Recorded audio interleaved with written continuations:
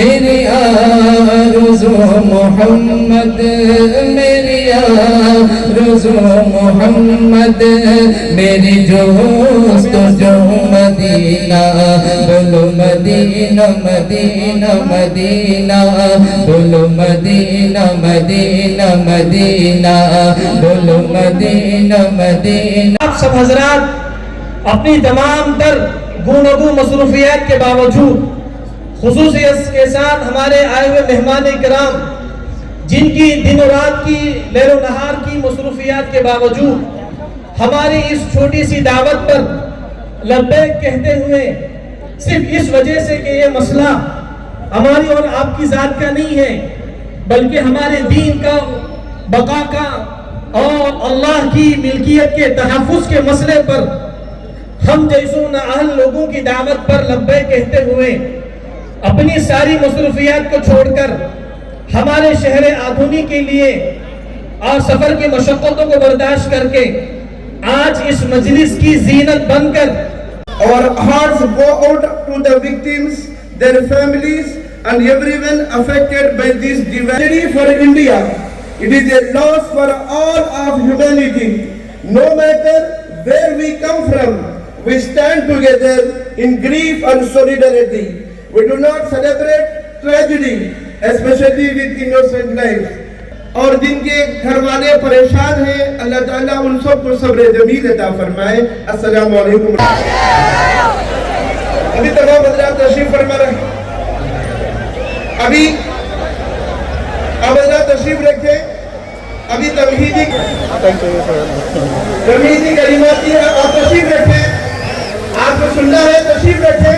वक्त बहुत कम है, वक्त की हमारी मदारिस, हमारी ईदगाहें, हमारे कब्रिस्तान, हमारे इमाम बाड़े, ये सब मुतासिर होते हैं, इन सब को इससे नुकसान पहुंचता है।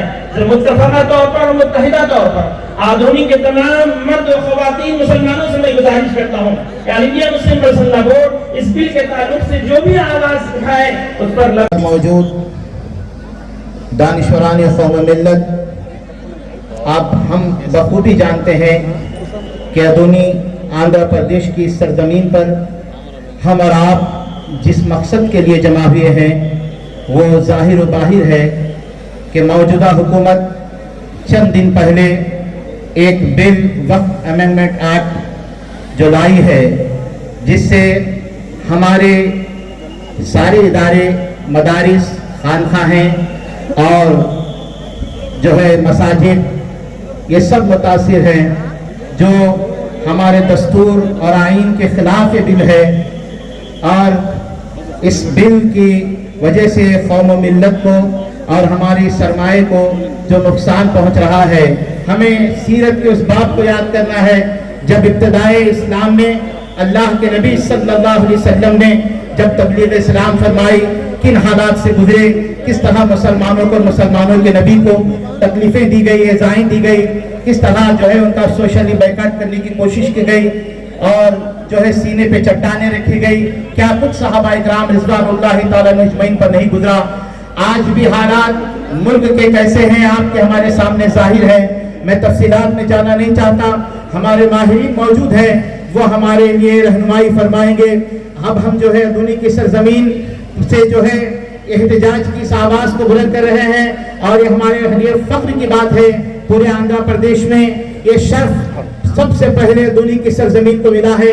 एक बड़ा एहतजाजी जलसा मुस्लिम पर्सनल बोर्ड के मातहत इस जो बोर्ड के 10 लाख से ज्यादा प्रॉपर्टी मौजूद है सिर्फ 4 स्टेटों में, जबकि सारे हिंदुस्तान में, सारे भारत में मुसलमानों की वक्फ जायदादें हैं और हमारे क्रिश्चियन भाइयों की जायदादें कमोपेश 17 लाख एकड़ हैं। तो सबसे पहले बिल आने से पहले ये झूठ पेश किया गया कि देखो मुसलमानों के पास 3rd बिगेस्ट प्रॉपर्टी सारे हिंदुस्तान అప్పజెప్పబడిందో 54లో భారత రాజ్యాంగం సమర్పిస్తున్న సమయంలో దాన్ని అంగీకరించడం జరిగిందో అందులోని భాగమే వక్ఫ్ అన్నది తెలియకపోవడం బాధాకరం కాదు, కానీ మూర్ఖత్వానికి తార్కాణం అని చెప్పచ్చు. ఎందుకంటే దేవాదాయ శాఖలో మాన్యాల గురించి లేదు అని మాట్లాడడం ఎంత మూర్ఖత్వం.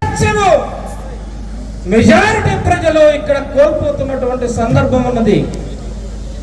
ఇక్కడ కేవలం జమీన్ గురించిన కొట్లాట కాదు. ఇక్కడ వక్ఫ్ అంటే కేవలం ఇది ముస్లిం ఆస్తులకు సంబంధించిన అంశం కానే కాదు. నిన్న ప్రార్థన చేయొద్దన్నారు, మొన్న మసీదు కట్టుకోవద్దన్నారు, నిన్న పార్లమెంటుకి రావద్దన్నారు. పార్లమెంటులో ఈరోజు ప్రజాస్వామ్యం బతికుందా అంటే ఖచ్చితంగా అది బతికలేదు.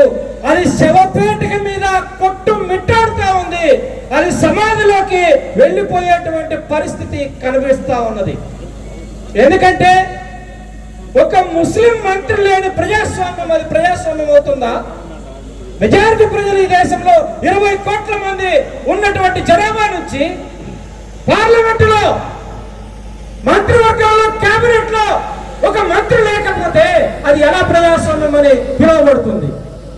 కాబట్టి ప్రియమైన మిత్రులారా, ఈ దేశంలో ఇది మన మనుగడకు సంబంధించిన విషయము, మన ఉనికికి సంబంధించిన విషయము, మన భవిష్యత్తుకు సంబంధించిన విషయము. నేను ఒక మాట చెప్పి, ఉదాహరణ చెప్పి నేను ముగిస్తాను. ఛత్తీస్గఢ్ రాష్ట్రంలో ఆదివాసుల గురించి మనం అందరం తెలుసుకోవాలి.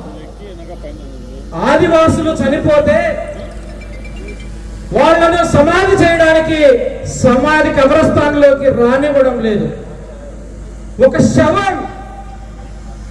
శవం సమాధి కోసం నెల రోజులు ఎదురు చూసింది.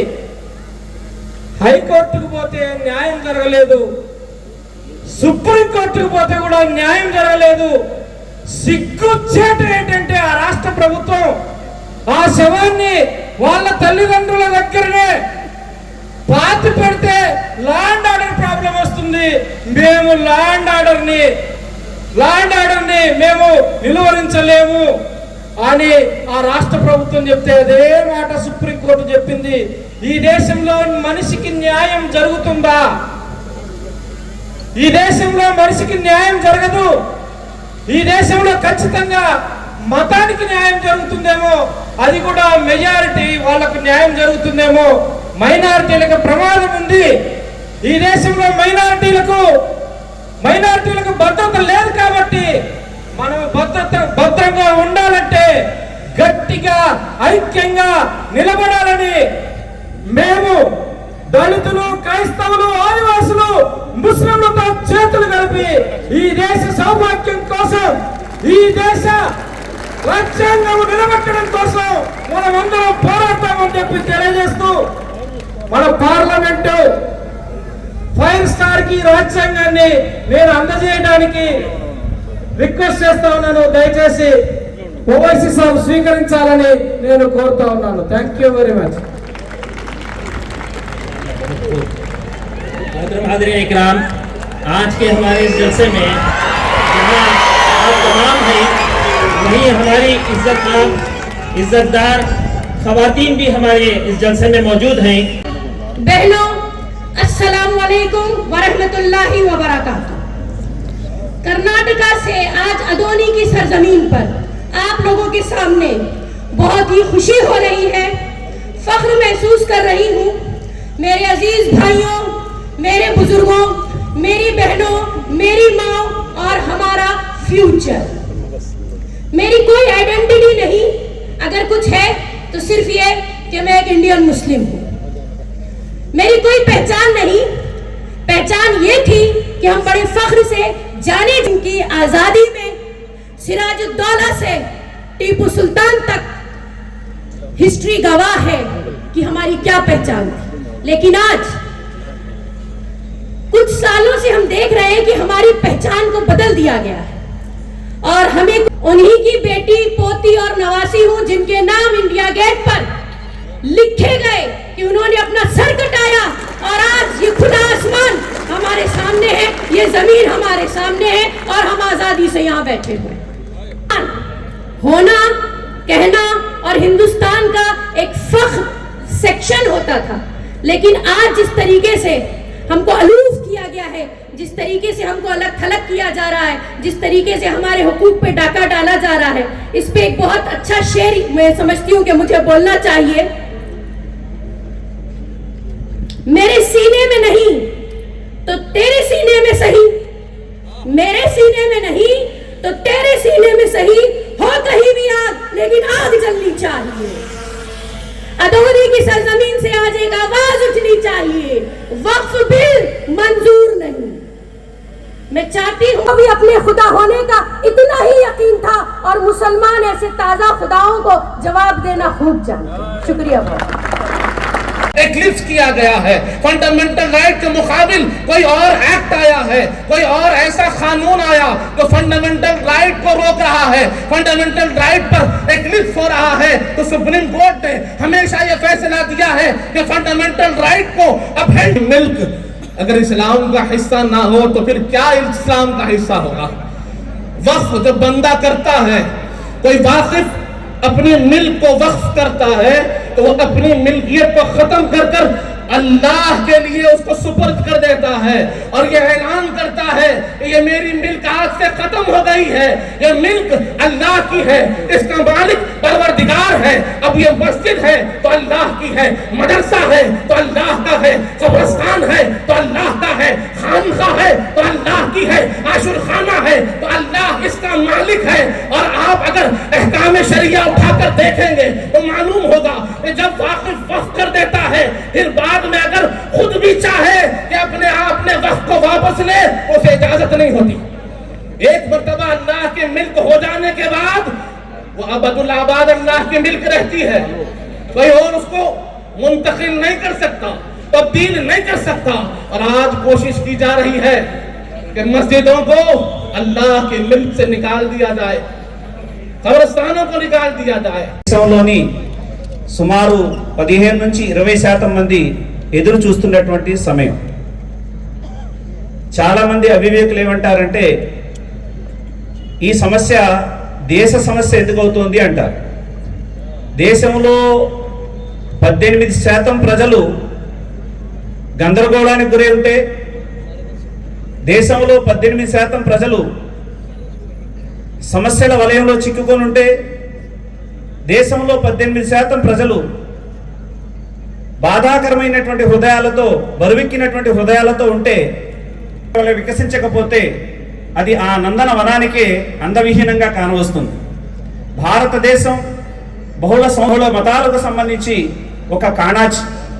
ఇలాంటి దేశంలో అన్ని మతాల, అన్ని ప్రాంతాల, అన్ని వర్గాల ప్రజలు సుఖ సంతోషాలతో ఉంటేనే ఆ దేశం సర్వతోముఖాభివృద్ధి సాధిస్తుంది. ఒకవేళ ఆ దేశంలో 80-20%తో ఒకవేళ ఏదైనా రాజకీయాలు జరిగి విద్వేషాలు జరిగినట్లయితే అనేక సంఘటనలు మనం ప్రపంచ దేశాల్లో చూసాం. ఏ దేశాలైతే మతమౌఢ్యంతో, సిద్ధాంతాల యొక్క పిచ్చితో, ఉన్మాదంతో ఊగిపోయాయో ఆ దేశాలు అభివృద్ధి పదంలో దూసుకుపోకుండా అవి అభివృద్ధిని పూర్తిగా కూడా వెనుకకు పడిపోయాయి. కనుక ప్రియమైన నా సోదరులారా, సోదర దేశవాసులారా, ఇది వక్ఫ్ సమస్య ఏదైతే ఉందో ఇది ఒక आज से 23 साल कबल विश्व हिंदू परिषद ने किताब लिखी जिसके अंदर उन्होंने तकरीबन 3800 से ज्यादा मसाजिद और बुजुर्गान दीन के मज़ारात के नाम लेके कहा गया कि ये वो है जिसको मनादिर को तोड़कर बनाया गया। ये झूठ पर मबनी बात बनाई गई। अब तो ये होगा कि वो 3800 ये कानून अगर नाफिज हो जाएगा आसानी से खींच लिए जाएंगे। दूसरी बात ये है पोर्टल बना दिया गया, कोर्ट में भी मुकदमा चल रहा है। आपको क्या जरूरत थी पोर्टल बनाने की? मुस्लिम पर्सनल बोर्ड की दानिशमंद क़ियादत ने कहा कोई मुसलमान इस पर रजिस्टर कराने की जरूरत नहीं है। जैसे सीए एनआरसी के मौके पर हमने कहा हम कागज नहीं बताएंगे, वक्फ के बारे में भी हम रजिस्टर नहीं कराएंगे, तुमको जो करना है कर ले, हम देखेंगे इंशाअल्लाह। हमको उस ताकत पर भरोसा है जो कायनात का पैदा करने वाला। हम किसी से डरने वाले हैं, न डरने वाले न झुकने वाले। बात कहते हैं, बार बार हमको ताना दिया जाता है। मैं बताऊं आपको, मुल्क की आजादी के बाद मुसलमानों ने क्या दिया? पाकिस्तान के टैंक अंदर घुस रहे थे, किसने पाकिस्तान के टैंकों का मुंह मोड़ दिया? वो हवलदार अब्दुल हमीद था जिसने जान की बाजी लगाई, मुल्क पर शहीद हो गया और पाकिस्तान के टैंकों को वापस कर दिया। जाने बताओ भाई, ब्रिगेडियर उस्मान कौन था जिसने पाकिस्तान की फौज की धज्जियां उड़ा कर रख दी? क्या कारनामा उसका? तारीख है। मैं आपको बताऊं, पंचर बनाने वालों की बात की जाती है। इस मुल्क को न्यूक्लियर बम की टेक्नोलॉजी मुसलमान साइंटिस्ट ने दी, और पिन बनाने के लिए पिन नहीं था जिससे धमाका किया जाता है, और वही जो हमारा एक सदर जमहूरिया गुजरा APJ अब्दुल कलाम, उनकी क़ियादत में वो पिन बनाया गया। हिंदुस्तान में मिसाइल नहीं था, मिसाइल किसने बनाया? जिसका नाम मिसाइल में रखा गया वो अब्दुल कलाम था। उसको आप खुद मिसाइल के नाम में नींद से पुकारते हैं। हम सैटेलाइट बनाते थे रशिया की वजह से। रोहिणी पहला सैटेलाइट था जो इंडिया में बनाया गया और उसको ऑर्बिट में छोड़ा गया। किसकी क़ियादत में बनाया गया? APJ अब्दुल कलाम की क़ियादत में बनाया गया। अज़ीज़ान गिरामी, 5 मिनट में, अज़ीज़ान गिरामी, बहुत सारी बातें हैं। आज जब ये वाक़या हुआ, दहशतगर्द आए और मुल्क में दाखिल हो गए और तबाही की, मुस्लिम ममालिक को समझाने के लिए कि पाकिस्तान दहशतगर्दी का मुद्दा है, किसको भेजा गया? आपके मेरे कायद बैरिस्टर असदुद्दीन ओवैसी साहब को भेजा गया। उनके बाद देख लीजिए क्या हुआ, प्रेस पूरा पाकिस्तान का खामोश हो गया। उनके लिए कोई जवाब नहीं थी, उन्होंने मुतअद्दिल अंदाज से जवाब दिया। मुल्क के जब जरूरत पड़ी, मेरा खून, मेरी कौम का खून, और उसके बाद फिर हम गद्दार, हमसे गिला के वफादार नहीं, तुम भी दिलदार नहीं हो, हमसे क्या कहती हो? ये बातें करना छोड़ दो। अगर मुल्क को चाहती हो ताकतवर बनाना तो आओ सब मिलकर मुल्क को ताकतवर बनाएंगे, लेकिन मुसलमानों को मुसलसल निशाना बनाकर आप समझते हैं कि आप दुनिया में सुपर पावर बन जाएंगे तो हरगिज़ नहीं बनेंगे। ऐसा निगरानी, अब ये बोर्ड क्या है? All India Muslim personal board में अक्सरियत उलमा की है, लेकिन मैं आपको बताऊं बड़े दानिश्वर लोग भी हैं, इंजीनियर से, डॉक्टर से, बैरिस्टर असदुद्दीन साहब ऐसे पॉलिटिशियन है। अब इनके बारे में मैं क्या कहूँ आपको कि जो है ये बहुत बात है, 2010 या 11 की बात होंगी अंदाजन मेरे। उस वक्त एक मसले पर अमेरिका के एम्बेसडर ने आपसे गुफ्तगू की, और से सुनिए बात। गुफ्तगू करने के बाद बोला, बैरिस्टर असदुद्दीन ओवैसी साहब, अगर आप चाहते हैं तो मैं अपने लेटर हेड पे लिख के देने के लिए तैयार हूँ। ये the most genius and intelligent parliamentarian of India, ये एजाज अंग्रेज भी मांगते हैं। आप ना हिम्मत है ना हौसला है हमारे कायद के ऐसा बात करने की। मैंने कहा था वरंगल के जलसे में, आपको मुल्क भी चलाना नहीं आता, अगर आप कम से कम कोई मिनिस्ट्री नहीं देते, एक मिनिस्ट्री बना दीजिए, वार मिनिस्ट्री, और दे दीजिए। देखेंगे चाइना कैसे जमीन नहीं छोड़ता हमारी, देखेंगे कौन दहशतगर्द पाकिस्तान से आता है। हम इतना आज़्म हौसला रखते हैं, लेकिन आप हमारी शरीयत में मुदाखलत करेंगे तो हम फिर इसी तरह खांदे से खांदा लगाएंगे। हम अपनी जमात को नहीं देखेंगे, अपने मसलब को नहीं देंगे, अपने मशरफ को नहीं देखेंगे, हम मुत्तहिद होकर खड़े हो जाएंगे इन हालात का मुकाबला करने के लिए। इज़ान गिरामी, क्योंकि मुझे कन्वीनर साहब इशारा कर रहे हैं, मैं ज्यादा वक्त लेना नहीं चाहता, लेकिन इस मौके पे नौजवानों से कुछ बात करना चाहता हूँ। 2000 तकरीबन 10 या 11 की बात थी, यहाँ पर एक कम्युनल राइट्स हुआ, मुसलमानों के दुकाना जलाए गए। उस वक्त क़ियादत ने फैसला किया, कुल जमाती क़ियादत ने, कि बैरिस्टर असदुद्दीन साहब और मतीन खादर ये दोनों को यहाँ भेजा जाए। हम दोनों हैं यहाँ पर, और उस वक्त यहाँ नौजवानों के जज्बे और उनके जोश को देख के मैं सलाम करता हूँ। यहाँ के नौजवानों का जो जज्बा मैंने उस वक्त देखा है, मैं आपको मुबारकबाद देता हूँ, आप बड़े जरी है। लेकिन मैं एक बात कहना चाहता हूँ, दुनिया में जिंदा रहना चाहती हो, दुनिया में क़ियादत करना चाहती हो, इल्म के मैदान को नहीं छोड़ना पड़ेगा, इल्म के मैदान में आगे बढ़ना पड़ेगा। बेकारी का वक्त ज़ाय करना, होटलों में, थिएटरों में, चबूतरों पर बैठना, ये तुमको ज़ेब नहीं देता। इल्म हासिल करो, इल्म हासिल करने के लिए घर का सामान बेचना पड़े बेच दो, जायदाद बेच दो, लेकिन इल्म से मुंह नहीं मोड़ो। जो दुनिया का इल्म हासिल नहीं करते वो दुनिया में कामयाब नहीं होते, जो दीन का इल्म हासिल नहीं करते, दीन के इल्म पे अमल नहीं करते, वो आखिरत में कामयाब नहीं होते। दीन और दुनिया दोनों इल्म हासिल करना पड़ेगा। मुझे बेसाख्त अल्ताफ हुसैन अली के अशार याद आ रहे, उन्होंने कहा था कि उन्होंने कहा ना दीनी मदारिस में इनको पाते, ना शाइस्ता जलसों में आते जाते, पहले और फिर रौनक जाकर बढ़ाते, पढ़े फिरते, देखते और दिखाते, किताब और मौलिम से फिरते हैं भागे भागे, मगर नाच गाने में सबसे आगे हुई उनकी बचपन में यूं पासबानी कि कैदी की कटे जिंदगी जैसे जिंदगानी। लगी जब समझ बूझ सियानी, चढ़ी भूत की तरह सर पर जवानी, बस अब घर में दुश्वार थमना इनका, होटलों में थिएटरों में रमना इनका, न गाली से दुश्मन से जी छुड़ाए, न जूती से पैजार से इसकी जाए, जो महफिल में जाए तो बचपन दिखाए, जो मेलों में जाए तो फितने उठाए, लरसते हैं और बाश इनकी हंसी से, गुरेजा है रिन की हमसायगी से। ये कैफियत बदलनी पड़ेगी, ये कैफियत बदलने पड़ेगी और उठना पड़ेगा अल्लाह का नाम लेकर, तालीम के मैदान में, हर मैदान में आगे आना पड़ेगा। और फिर याद रख लीजिए, जहाँ हमारी क़ियादत है उसके हाथ को मजबूत करना पड़ेगा। जब तक आप अपनी क़ियादत को मजबूत नहीं करेंगे, अपना क़ायद नहीं बनाएंगे, उस वक्त तक आपके मसाइल नहीं होंगे। उस वक्त ही मसाइल हल हो सकते हैं जब इत्तिहाद के साथ ईमानी क़ुव्वत बनाए, ताकत बने, एकजुट हो जाए तो आपका काम हो सकता है। और वो सेक्युलर भाइयों के साथ ले जो हक को हक कहने के लिए तैयार है। हमारे स्टेज पे सब आ रहे हैं। मुस्लिम पर्सनल लॉ बोर्ड को सियासी अज़ाइम नहीं रखता, लेकिन बाबू आपने जो खंजर मुसलमानों की वोट लेकर मुसलमानों की पीठ में खोपा है, हम इसको भूलने वाले नहीं है। हम याद रखेंगे और वक्त आने पर बताएंगे कि इसकी क्या सजा हो सकती है। अजीज नौजवान साथियों, हौसलों को बुलंद रखो, मुसलसल जिद्दोजहद करो। जो कौमें जिद्दोजहद को छोड़ देती है वो दुनिया की सफ़े हस्ती की तारीख से मिटा दी जाती है। जो जिद्दोजहद करती है, अज़्म हौसले से आगे बढ़ती है, वही कामयाब होती है। जिसमें ना हो इनकलाब, मौत है वो जिंदगी। रूह उमम की आयात, कश्मकश इनकलाब, कश्मकश इनकलाब। इस इनकलाब के लिए तैयार हो जाइए।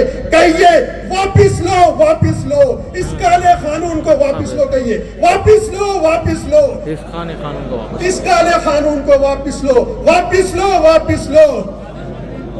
इंशाअल्लाह वोट की जब पुकार होगी हम लब्बैक कर हाजिर हो जाएंगे और वोट की सदा पर हम लब्बैक कहेंगे। हर चीज कुर्बान करने से पीछे नहीं हटेंगे।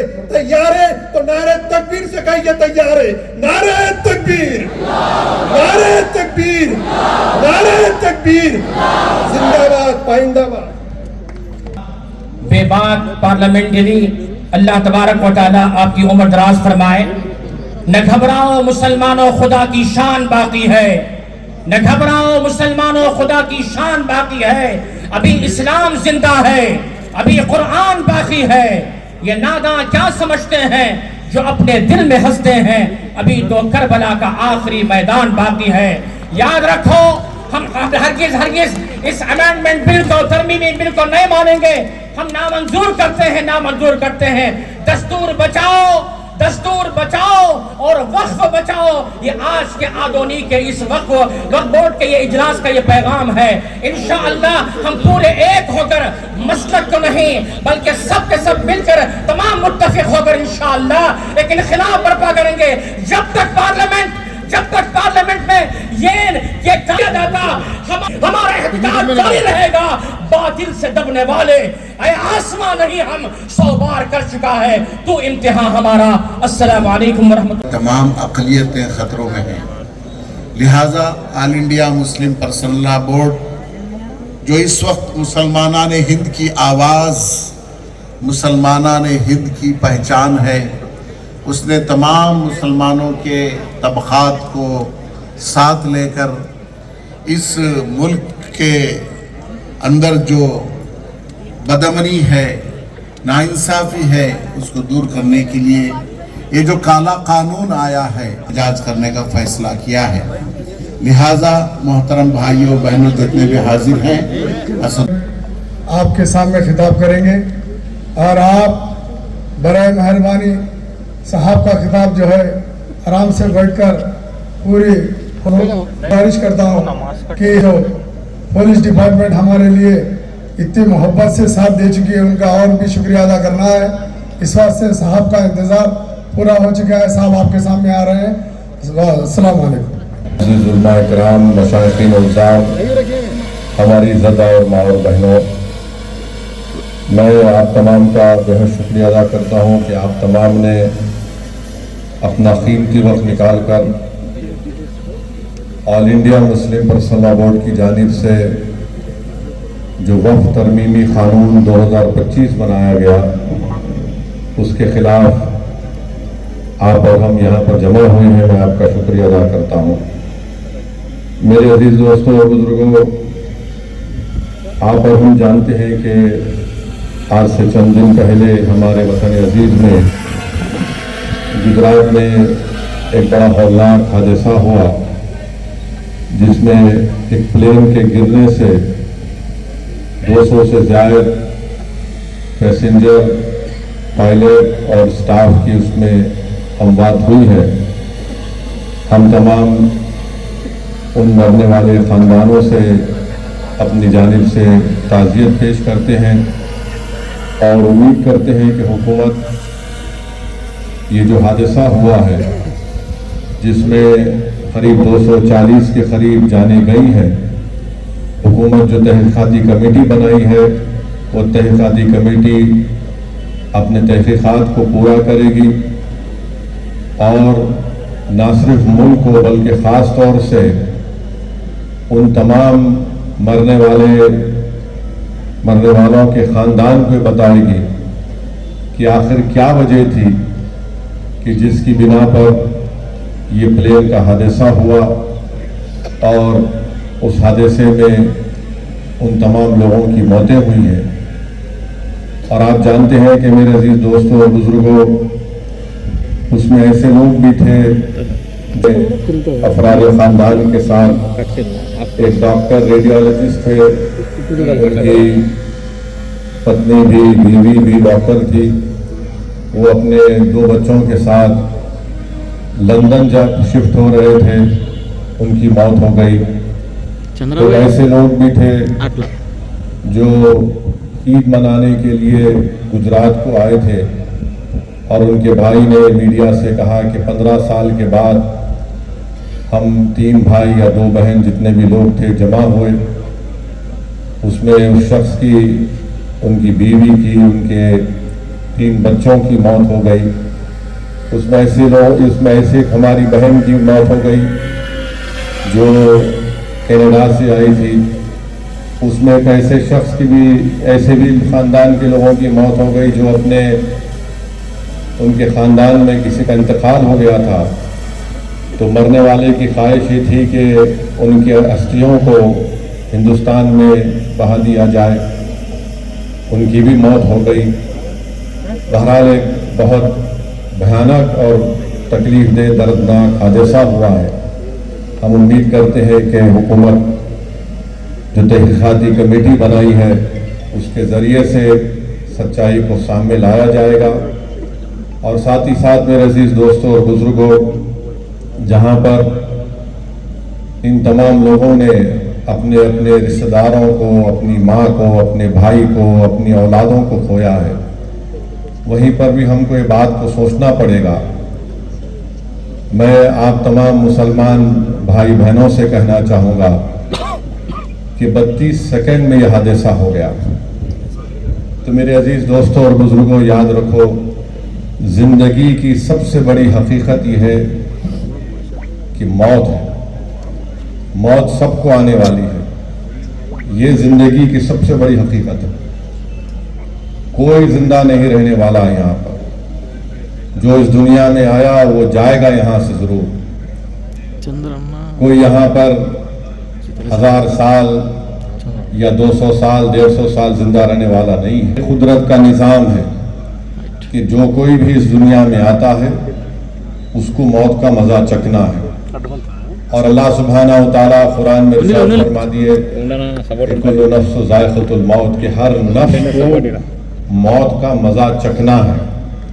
अल्लाह सूरह बकरा में फरमा दिए कि मौत का एक दिन मुकर्रर है हर के लिए।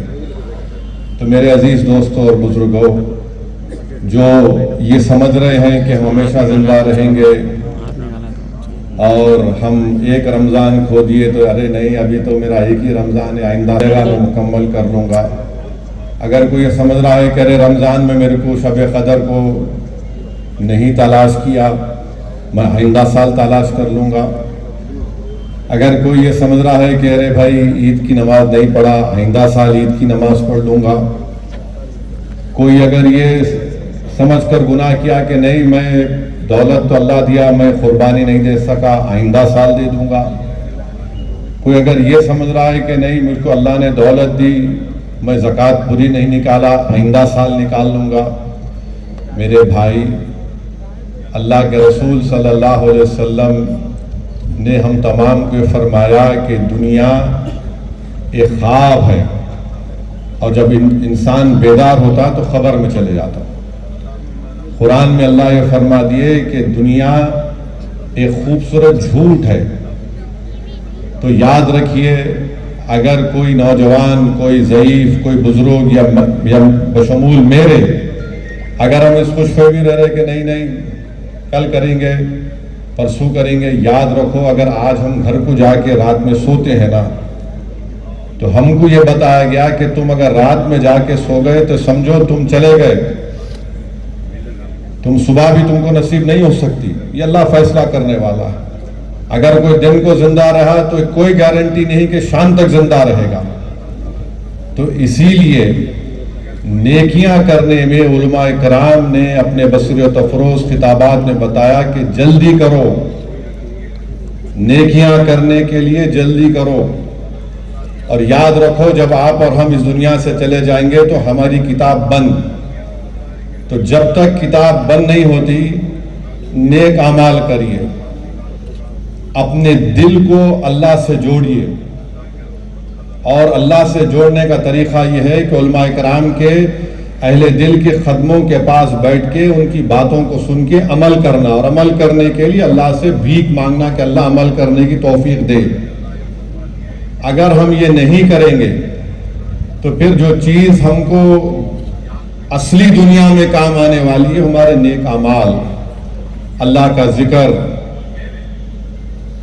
गरीबों पे रहम करना, जालिम को जुल्म करने से रोकना, ये चीजें हमको काम में आने वाली हैं। और याद रखिए कि मेरे जैसे बहुत से मेंबर ऑफ पार्लियामेंट आए चले जाएंगे, लोग मेरी बात सुनने आते, मैं मर जाऊंगा कोई और आएगा वो सुनेंगे, मगर कभी आप ये देखें कि ये जितने मरने वाले मेंबर ऑफ पार्लियामेंट की खबरों के पास क्या हो रहा है, कौन जाके खबरों में सो रहा है, किसी को नहीं मालूम।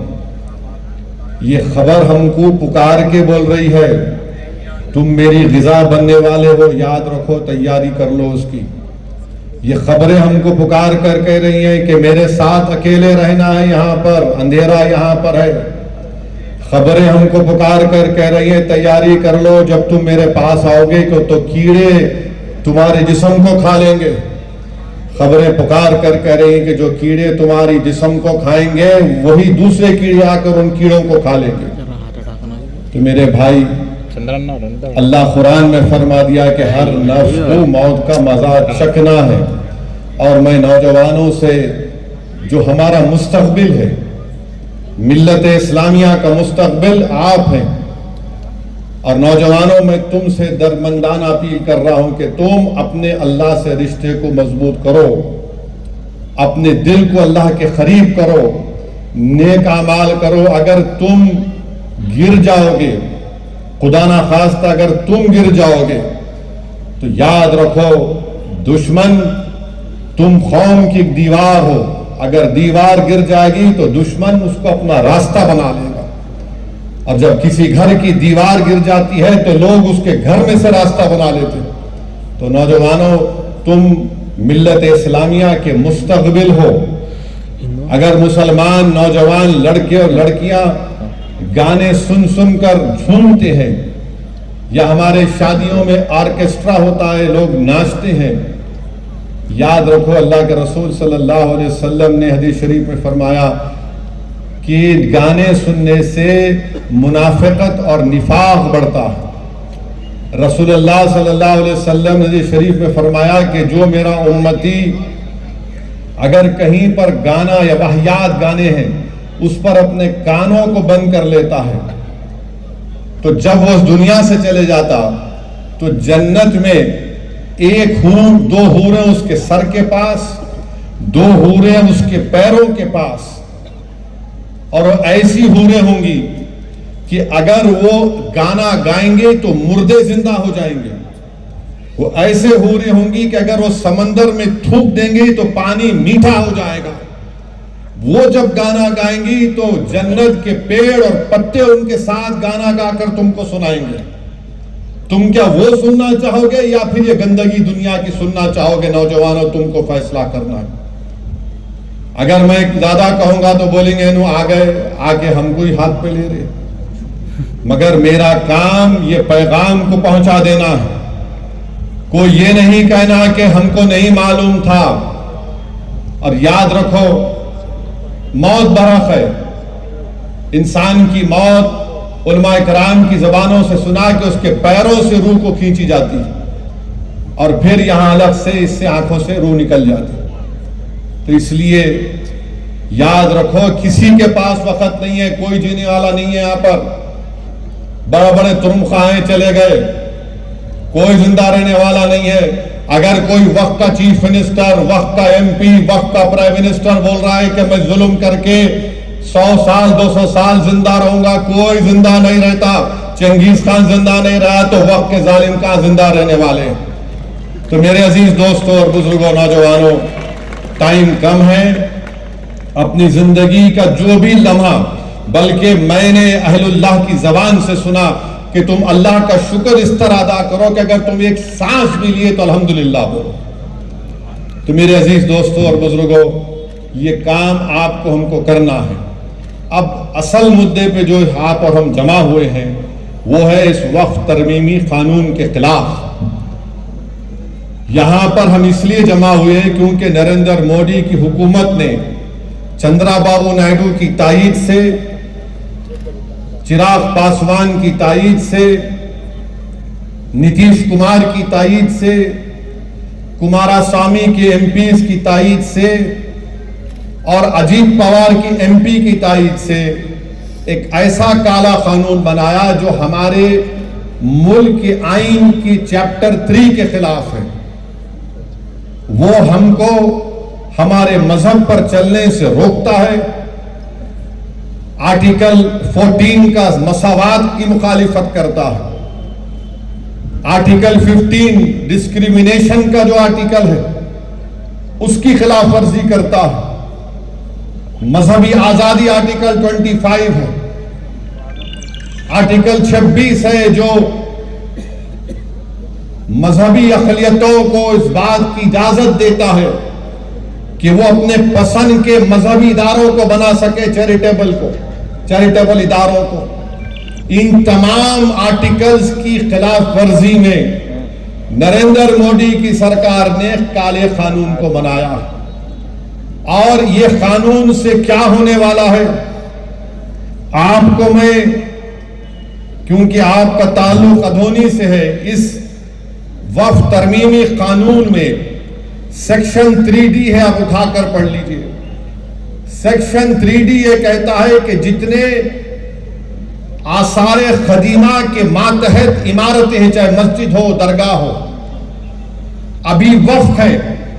कानून बनने के बाद ये कह रहा है कि इसका मालिक वक्फ बोर्ड नहीं रहेगा, इसका मालिक ASI होगा, आर्कियोलॉजिकल सर्वे ऑफ इंडिया होगा। आपकी अधूनी में कलीमुल्लाह मस्जिद है, दादे की मसाल की मस्जिद है, एक कमान मस्जिद है, रंगीली मस्जिद है, मलिक रहमान दरगाह है। अब ये पूरे के पूरे आर्कियोलॉजिकल सर्वे ऑफ इंडिया इसका मालिक बन गया, वक्फ नहीं, वक्फ किसका मालिक नहीं है। ये नरेंद्र मोदी हुकूमत की झूठ, नहीं कुछ नहीं होगा जो इनके दुम छल्ले बोल रहे थे हमको, इनके चमचे, इनके जोकर बोल रहे थे। चंद्राबाबू नायडू हमेशा से झूठ बोलते आए हैं और कभी नहीं बदलेगा ये शख्स, कभी नहीं बदलेगा। झूठा था और झूठा रहेगा। नो नथिंग, कुछ नहीं होगा।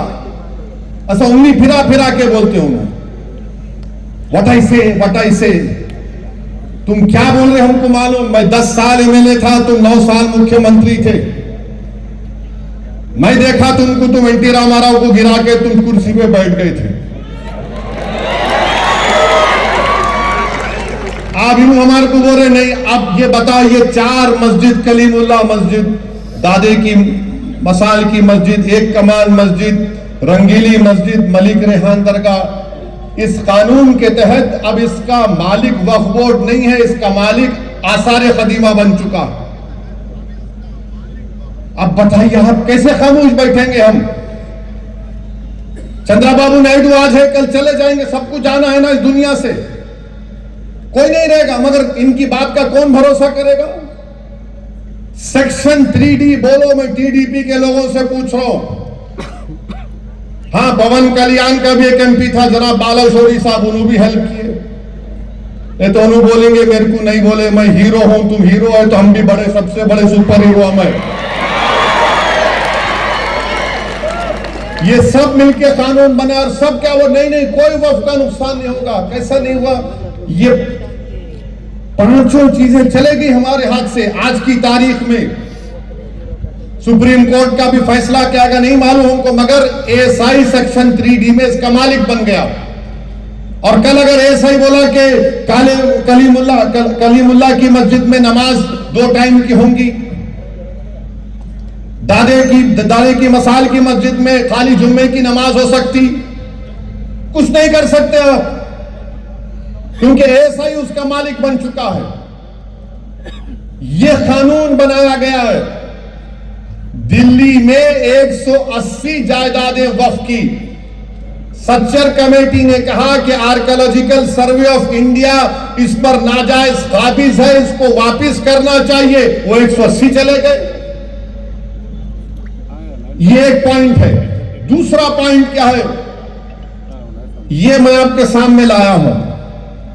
ये 18 पेजेस का फॉर्म है पोर्टल के ऊपर। कितने? 18 पेजेस, 18 पेजेस। आप देख लो लॉगिन पेज से लेके, इसमें एक एक ऐसा सवाल आपसे पूछा जा रहा है। मकसद एक ही है कि आप अपनी प्रॉपर्टी को पोर्टल पर रजिस्टर ना कराएं। नवंबर तक नहीं कराए तो कोई भी वक्फ की प्रॉपर्टी नहीं रहेगी। मिसाल के तौर पर ये आलीशान मस्जिद है, अभी हजरत बता रहे थे 300 साल पुरानी, 400 साल पुरानी है। इसमें पूछा गया कि इसको कब बनाया गया था, एग्जैक्ट डेट बताओ आप। मेरे पास तो इल्म जफर नहीं है, शायद लौबाली साहब किबला के पहुंचे हुए बुजुर्ग होंगे, साहिब मजार के पास जाके पूछे तो अनु बोल सकते होंगे, मेरे को तो नहीं मालूम। अब 400 साल पहले एग्जैक्ट डेट नहीं, टेंटेटिव डेट बताओ, कहां से बोलेंगे रे प्यारे? 400 साल पुराना कहां से टाइम लाएंगे? ऐसा तो जा तो नहीं सकते ना। 400 साल पुराना चार लाओ, नहीं कुछ तो कैसा लिखेंगे रे भाई? 400 साल पुराना है। कादरिया सिलसिले के हजरत फरमा रहे थे 4 बुजुर्ग आकर अपने मुबारक हाथों से इस मस्जिद का संगे बुनियाद रखे। तुम खामखा उनसे छेड़खानी कर लिए चंद्रुडू, तुमको नुकसान होगा। देखो अब वो कौन से लोग हैं? 400 साल के बाद भी लोग उनका नाम ले रहे। ये हुकूमत करने वाले तुम्हारे दुनिया से जाने के 20 साल के बाद भी तुमको कोई याद न रखेगा इंशाअल्लाह ताला।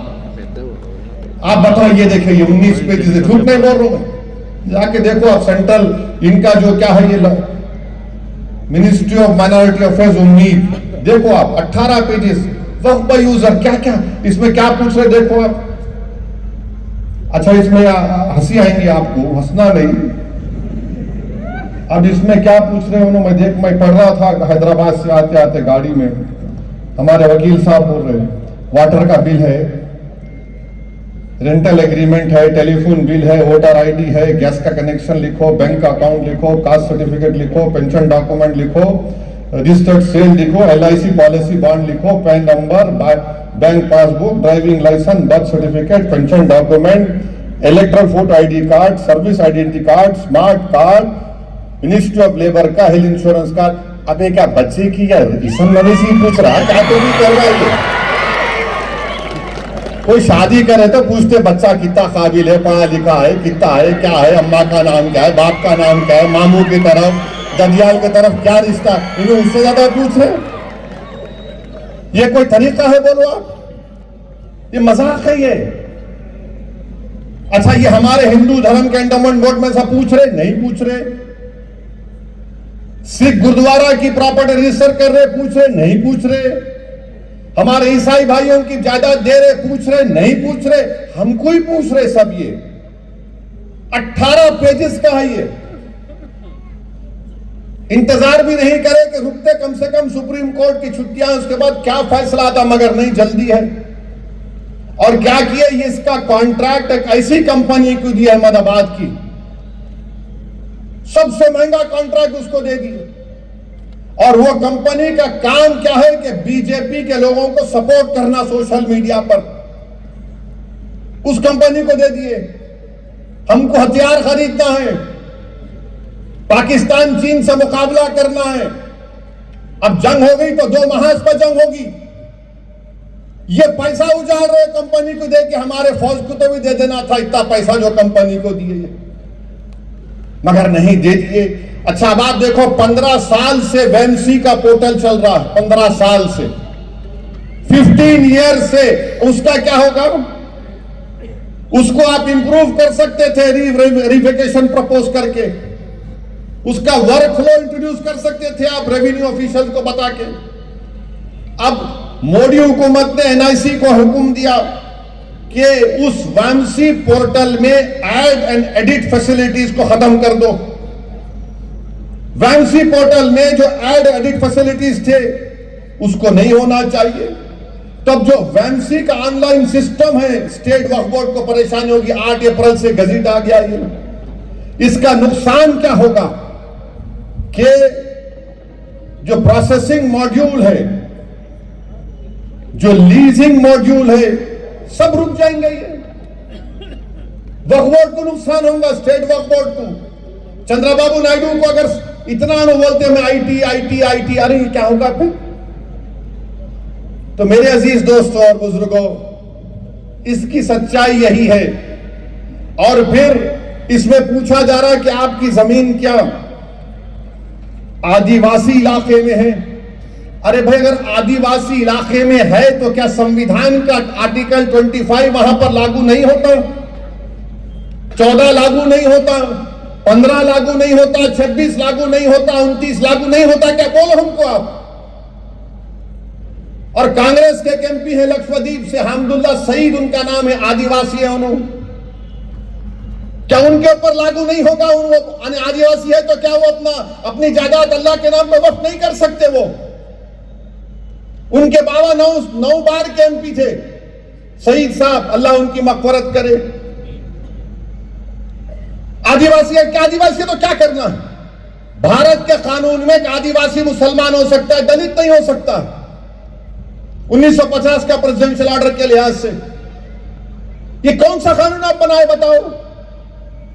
और फिर नरेंद्र मोदी पूरे देश में झूठ बोले कि नहीं हमारे शिया दाऊदी बोरा वालों को मैंने पहले बिल भिजाया, नहीं भिजाया। दाऊदी बोरा वाले हमारी पार्लियामेंट की कमेटी के पास आकर ये बोले हैं कि हमको इस बिल से कोई ताल्लुक ही नहीं है।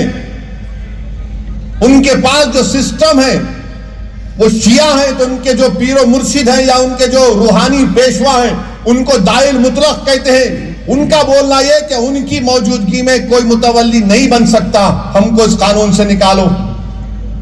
तो नरेंद्र मोदी उनको बिठाकर बोल दिए कि मैं आपको बिल दे दिया था, वो बेचारे परेशान। फायदा किसको हुआ इस कानून से? मैं बोल रहा हूं आपको। मुंबई में एक बहुत बड़ी इमारत है, हिंदुस्तान का दौलत तरीन आदमी है। उस शख्स ने आज से 18 या 20 साल पहले बंबई, उस वक्त बंबई था, एक यतीम खाना था वक्फ खोजा मुसलमानों का, उसको उसने 20-21 करोड़ में खरीद लिया। गलती से गैर कानूनी तरीके से उस पर अपना घर तामीर कर दिए। मुकदमा सुप्रीम कोर्ट में है। महाराष्ट्र के वक्फ बोर्ड के 2 सीईओ ने लिख कर दिया कि यह शख्स गलत काम किया, यह वक्फ की जायदाद है, उनका ट्रांसफर हो गया, मगर लिख कर दिए। सुप्रीम कोर्ट में केस चल रहा। तो मोदी दाऊदी बोरा को इस्तेमाल करके यह कह दिए कि कोई भी वक्फ का ट्रस्ट जो प्रॉपर्टी बेच चुका है या बेचना चाहता है वो वक्फ में नहीं आएगा। यानी दौलतमंद आदमी को आप फायदा पहुंचा दिए, वो रातों रात मालिक बन गया। फिर अगर उससे भी फायदा नहीं हुआ तो मोदी जी बोल दिए, चंद्रबाबू नायडू के गले पे हाथ रख के कहा कि अगर कोई 20 साल से कोई वक्फ की प्रॉपर्टी पर नाजायज काबिज है, जैसा यहां पर भी होंगे, अगर कोई वक्फ की जायदाद पर 20 साल से काबिज है तो यह कानून के तहत रातों रात मालिक बन गया। वाकिफ कौन है? वाकिफ तो वक्फ किया कि अल्लाह इसका मालिक है। मोदी ने कानून बनाया कि नहीं तुम 20 साल से कब्जा करके बैठे, तुम ओनर बन गए। आपने लिमिटेशन एक्ट को अप्लाई कर दिया।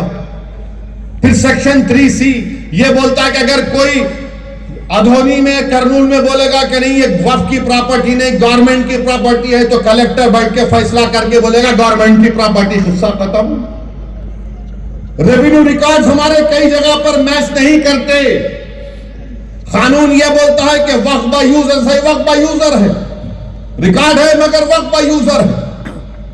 रास्ता तमाम में देखा, कर्नूल से लेके कर्नूल एंटर होने से लेके अधूनी तक हर जगह पे छोटी छोटी ईदगाहें है ना, रोड पे ईदगाह, उसका कागज है नहीं, सही से बोला है कागज है, नहीं है ना, 80% कागज नहीं होगा तो ये कानून क्या हमारा नहीं, तुम्हारा नहीं है, ये वक्फ बाय यूजर को निकाल दिए।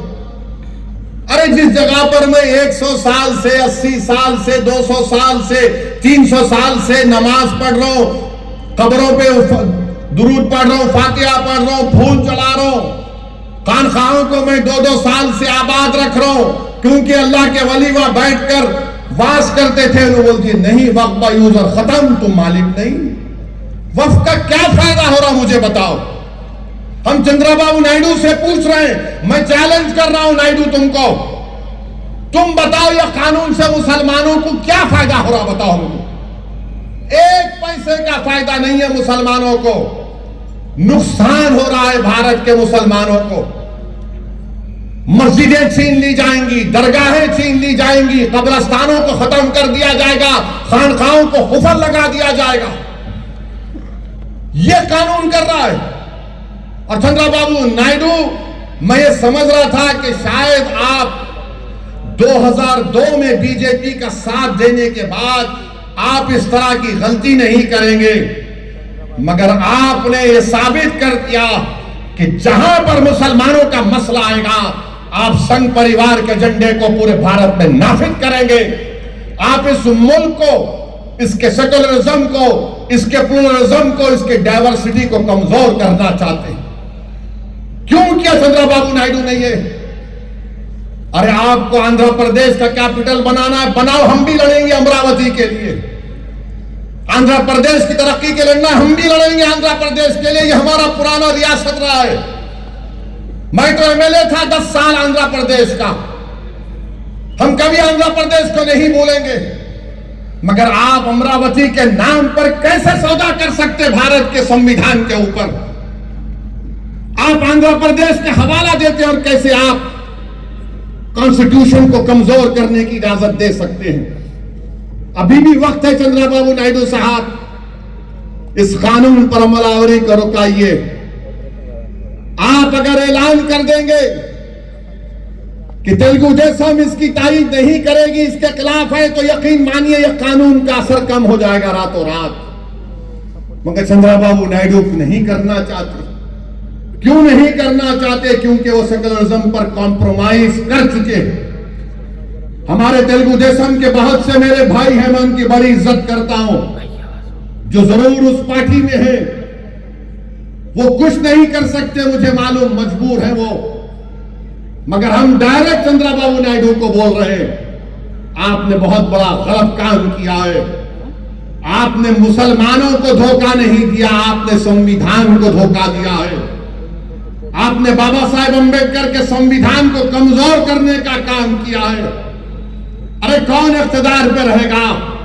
बल्कि मैं तो चंद्रबाबू नायडू से कह रहा हूं कि आपने अपने से ज्यादा नुकसान, अपनी पार्टी से ज्यादा नुकसान आपने अपने बेटे लोकेश का मुस्तकबिल उसको खत्म कर दिया आपने।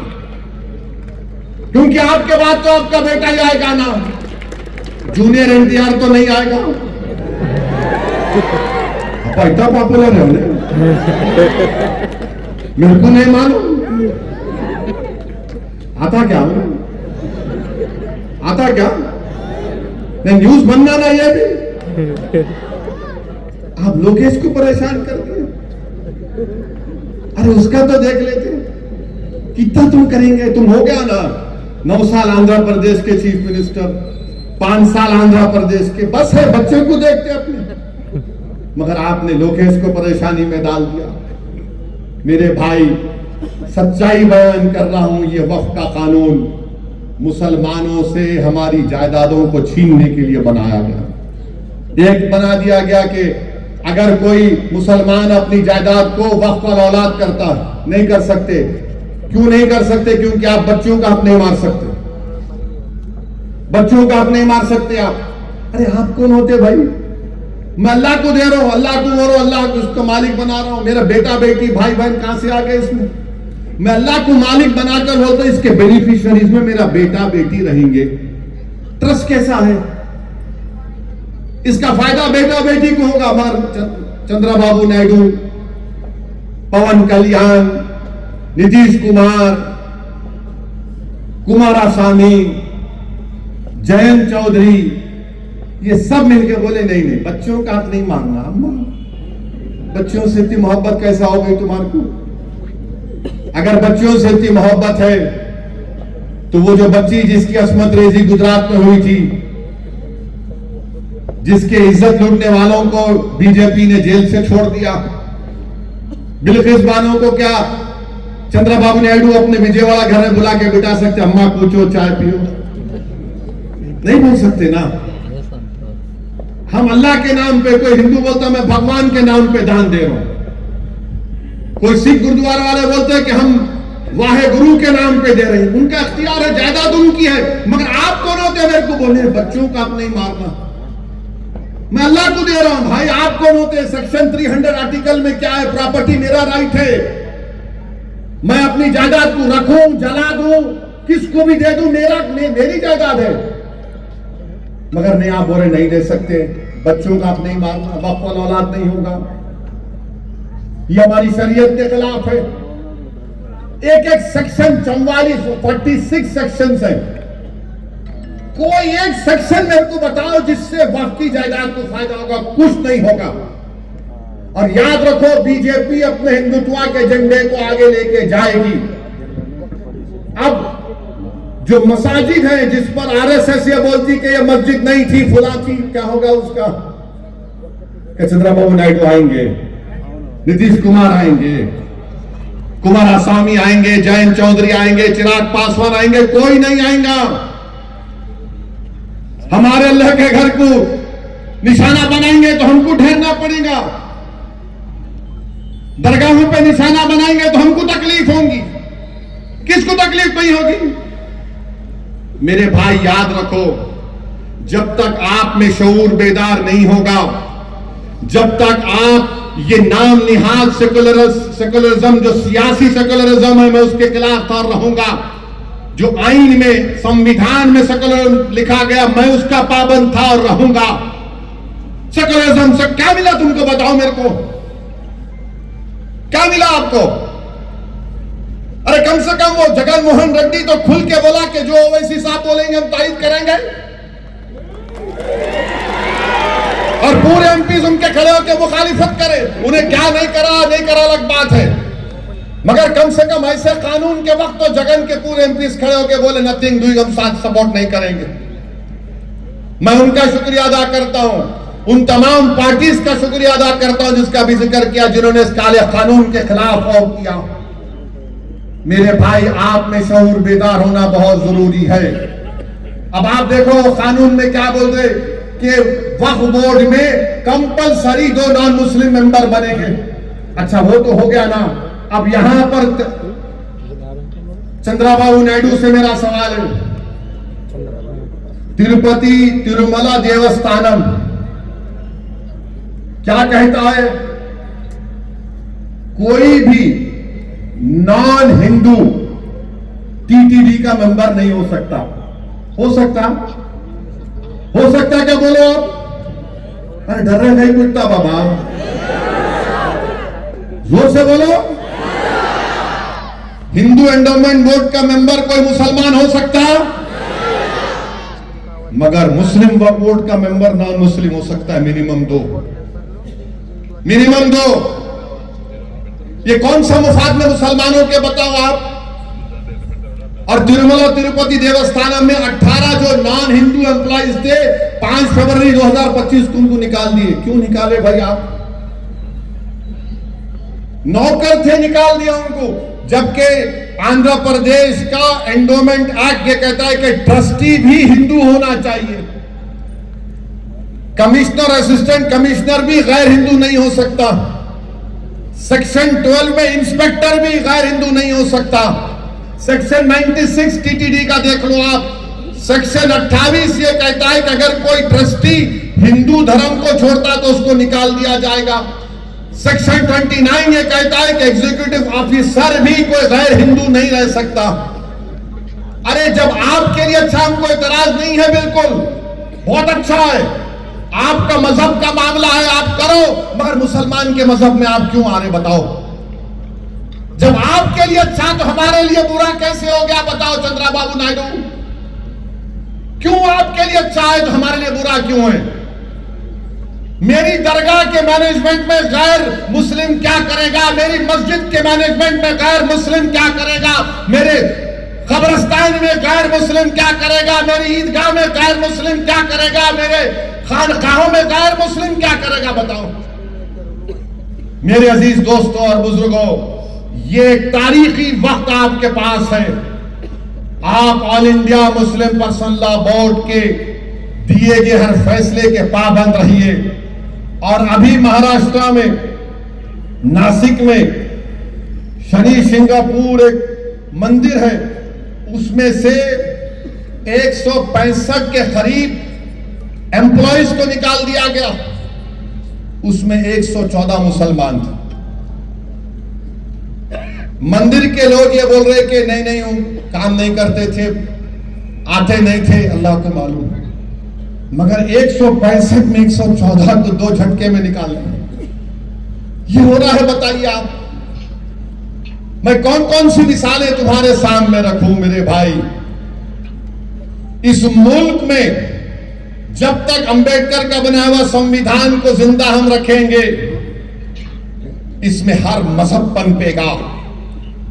संविधान कमजोर होगा तो सेकुलरिज्म, प्लुरलिज्म, डाइवर्सिटी, इस मुल्क की खूबसूरती खत्म हो जाएगी। यकीनन आज हमारे मुल्क के दोनों बॉर्डरों पर चीन और पाकिस्तान बैठे हुए हैं।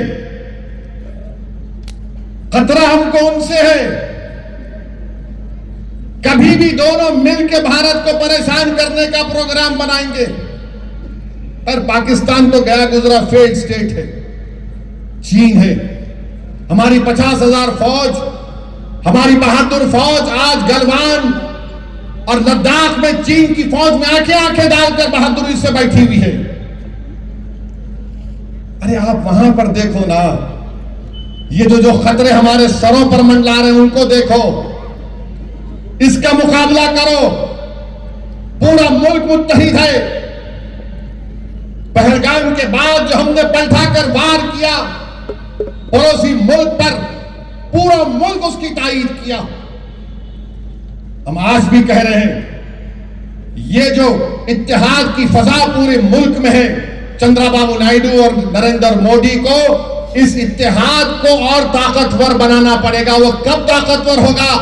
जब यहां पर भाईचारगी मजबूत होगी, जब यहां पर इंसाफ मजबूत होगा, जब यहां पर हर चीज मजबूत होगी जिससे मुल्क मजबूत होगा। मगर इस तरह के अगर कानून बनाए जाएंगे, किसी की मजहबी आजादी को छीन लेना, किसी के मजहब पर चलने से रोक देना, तो फिर कैसा होगा बताओ? कैसे होगा बताइए आप? मेरे अजीज दोस्तों और बुजुर्गों, मेरी आप तमाम से गुजारिश है कि आप कसरत से दुआ करिए कि अल्लाह सुब्हाना व तआला हमारी तमाम वक्फ की जायदादों को अल्लाह आबाद रखे। कसरत से रातों में उठकर दुआ करिए कि जो लोग, जिनकी नीयतें बुरी हैं, जो हमारी दरगाहों को, मसाजिद को, हमारी खानकाहों को, कब्रिस्तानों को हमसे छीनना चाह रहे, अल्लाह हमको उनसे महफूज रखे। हम अल्लाह को, रसूल अल्लाह सल्लल्लाहु अलैहि वसल्लम के उन आंसुओं का वास्ता देते हैं जो रसूल अल्लाह सल्लल्लाहु अलैहि वसल्लम ने अपने हयात मुबारका में अपनी उम्मत की फिक्र में आका ने अपने आंखों में आंसू लाए थे। अल्लाह तुझे तेरे हबीब के उन आंसुओं का वास्ता, परवरदिगार जो हमको रुला रहे हैं, हमको परेशान कर ले, तू उनको देख ले या अल्लाह। और कसरत से दुआ करो भाई गज़्ज़ा के फलस्तीनी मुसलमानों के लिए, उन गज़्ज़ा के उन बहादुरों के लिए दुआ करो जो 10 लाख से ज्यादा आज बेघर हो चुके हैं। रफा नाम का शहर खंडेर में तब्दील कर दिया गया। रफा में करीब 2.5 लाख 3 लाख के करीब लोग रहते थे, आज वो खंडेर में तब्दील हो गए। अल्लाह उन गज़ा के लोगों की मदद फरमाए। अल्लाह उन वेस्ट बैंक मगरबी किनारे के बहादुर और जियालों की मदद फरमाए जो आज उनको निशाना बनाया जा रहा है। अल्लाह रज़्ज़ाक़, अल्लाह से दुआ करिए कि गज़ा के लोग भूखे हैं, गज़ा के लोग पीने के पानी के लिए तड़प रहे हैं, गज़ा के लोगों के पास दवाएं नहीं है अपने बीमारों का इलाज करने के लिए। गज़ा के लोगों के पास अगर किसी पर बमबारी में इजरायली हुकूमत इजरायली जालिम बेंजामिन नेतन्याहू की बमबारी से अगर कोई जख्मी हो जाता है, उनके पास बेहोश करने की दवा नहीं। हमारी बेटियां अगर बच्चा पैदा करती है तो टेंटों में बच्चे पैदा हो रहे हैं, बेटियां पैदा हो रही हैं। ईद की नमाज उन्होंने फटे हुए टेंटों में पढ़ी। ईद की नमाज उन्होंने खंडरों के दरमियान में कहा अल्लाहु अकबर। हम सलाम करते हैं गज़ा के उन जियालों को और उन गज़ा के जियालों का धोनी की सरजमीन से पैगाम देते हैं कि हम तुम्हारे एक एक गम में तुम्हारे साथ हैं, एक एक तकलीफ में हम तुम्हारे साथ हैं। फासला बहुत है मगर हमारी दिल की धड़कनों में तुम्हारी तकलीफ को महसूस करते और करते रहेंगे इंशाअल्लाह ताला। सुबह क़यामत तक जो लोग मस्जिद अक़सा और बैतुल मुक़द्दस की बाजियाबी के लिए लड़ रहे हैं, भारत का एक एक बच्चा उन लोगों के साथ था और साथ रहेगा। गांधी से लेकर नेहरू से लेकर हमारी पॉलिसी यही रही कि हम फलस्तीनियों के साथ थे, हम फलस्तीनियों के साथ रहेंगे। दुनिया की कोई ताकत गज़ा और मगरबी किनारे के लोगों को खत्म नहीं कर पाएगी इंशाअल्लाह ताला। आज आप देख रहे हैं कि मशरिक़े वस्ता में क्या हो रहा है, मशरिक़े वस्ता में क्या हो रहा है। ईरान में हमारे हिंदुस्तान के, अभी मैं वज़ारत ख़ारिजा के लोगों से बात कर रहा था, ईरान में भारत के 1500 स्टूडेंट पढ़ रहे हैं। तेहरान की मेडिकल यूनिवर्सिटी में 140 बच्चे हैं जो मेडिकल की डिग्री हासिल कर रहे हैं। हैदराबाद की एक मां ने फोन करके मुझे बताया कि मेरी बेटी फंसी हुई है सऊदीन, मैं कैसे अपनी बच्ची को बुला सकती हूं? कुछ भी करो मेरी बच्ची को बुलाओ। एक मां का गम है, एक मां की तड़प है, मगर एयरपोर्ट बंद है क्योंकि वहां पर तमाशा हो रहा है। मेरे भाई दुआ करो कि हमारे जो भारत के बच्चे, बेटियां, बेटे जो ईरान में तालीम हासिल कर रहे हैं, तुलबा और तालिबात, अल्लाह उनकी हिफाजत फरमाए और खैर खूबी से अल्लाह उनको रखे और भारत को बुला ले इंशाअल्लाह ताला। तो मेरे अजीज दोस्तों और बुजुर्गों, ये वक्त दुआ का है, ये वक्त मुत्तहिद रहने का है, ये वक्त डरने का नहीं है, ये वक्त अल्लाह की जात पर तवक्कल करने का है और ये वक्त जिद्दोजहद करने का है। अगर तुम ये समझोगे कि सिर्फ दुआ करके मैं खामोश हो जाऊंगा, नहीं। अल्लाह के रसूल सल्लल्लाहु अलैहि वसल्लम की सीरत हमको पुकार पुकार कर कह रही है कि उहद के मैदान में दंदान मुबारक रसूलुल्लाह सल्लल्लाहु अलैहि वसल्लम को शहीद करना, शहादत मिली दंदान मुबारक। मक्के के बाजारों में, काबे के सहन में क्या क्या अकायद आलम सल्लल्लाहु अलैहि वसल्लम ने नहीं सहा।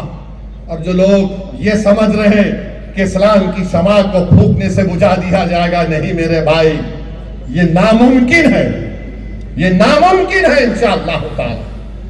ये दीन हक है और दुनिया जब तक बाकी रहेगी हक बाकी रहेगा इंशाअल्लाह ताला। तो मेरे अजीज दोस्तों और बुजुर्गों, मुत्तहिद रहिए, मसलक पर अपने जरूर चलिए, मगर याद रखिए जो हम पे वार कर रहा है वो हमारी कमजोरियों को तलाश कर रहा है कि कैसे इनके इत्तेहाद को कमजोर किया जाए।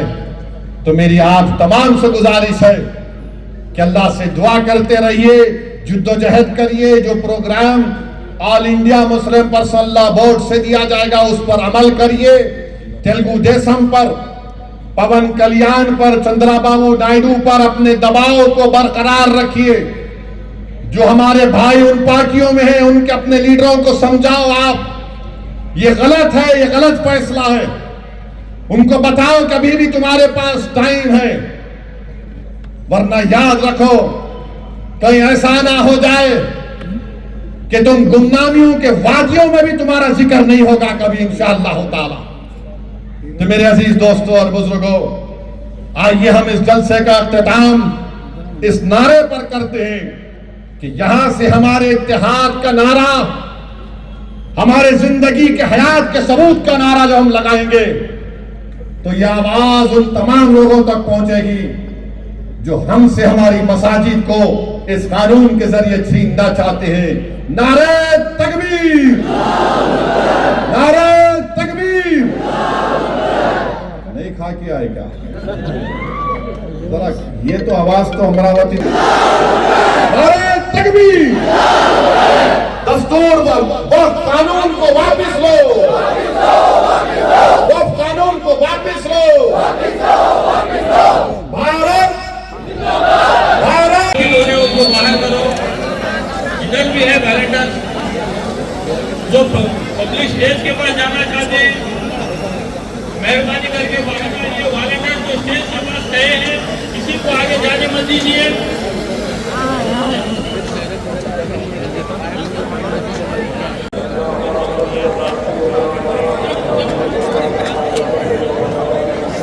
अस्सलाम वालेकुम व रहमतुल्लाहि व बरकातुहू।